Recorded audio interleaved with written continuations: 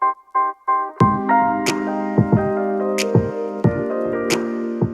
what's going on, guys? Welcome back for another video. The first video of the kind of relaunch of this channel in the new studio to film this. So thank you for staying patient, everybody. I'm gonna have a separate video just kind of going over what's in this new studio. But for now, we'll kick things back into making sure that we provide good instructional tips to help you guys with your golf games. So what we're going to talk about is how to make a proper takeaway and things to look for in doing a proper takeaway. There's going to be things that will be non-negotiables and things that you can work within in terms of a range, but we're going to make sure you understand what you need to do and what you can get away with. So for most people, the thing that you really have to pay attention to most is where the club face is pointing during the takeaway, okay? At setup, most of us set up with a face pretty square-ish, okay?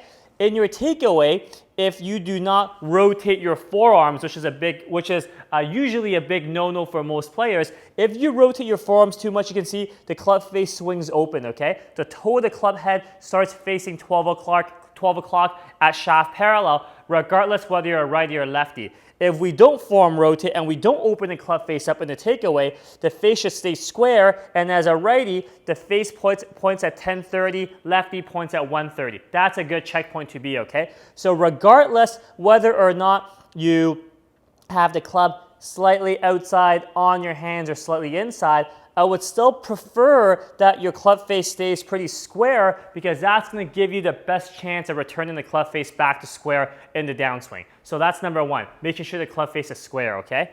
Number two, we want to try to make sure that the torso turn of our swing is what moves this arm-hand club structure, okay? When you set up to the ball, your arm, hands, and club is in front of your torso. We want to think of this as one structure. We want the turn of the torso to what moves this structure back. We don't want this arm-hand club structure to move independently from the torso, okay? We don't want that. That's also a pretty big no-no for most players. So do not let your arms, hands, club move independently from your torso turn. Let the torso turn be what moves the arm, hand, club structure in the takeaway and beyond, okay? Those are two big things. And number three, the third big thing is just making sure that things move at the same speed, okay? Most players who struggle with ball striking, who struggles with feeling rushed, is because they move the arm, hands, and club back really quickly in the takeaway, in the backswing, and that, as a result, goes back to point number two,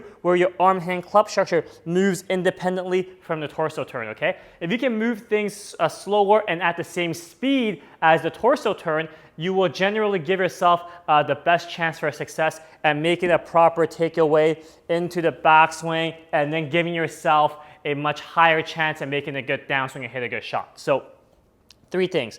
One, keep the club face square by not rotating your forearms in your takeaway. Two, making sure that your arm, hand, club structure does not move independently from torso. We want the torso turn to what moves this structure. And three, making sure that your takeaway doesn't happen so fast where the arm, hand, club structure can get away from the torso and start moving independently as well. We want to make sure the torso turn and the arm, hand, club structure moves at the same speed in the takeaway into the backswing, okay? Those are the three things. So if I do it right, with the face staying square with no form rotation, with the arm, hand, club structure moving with my torso turn and moving at the same speed, the takeaway into the backswing should look something like this.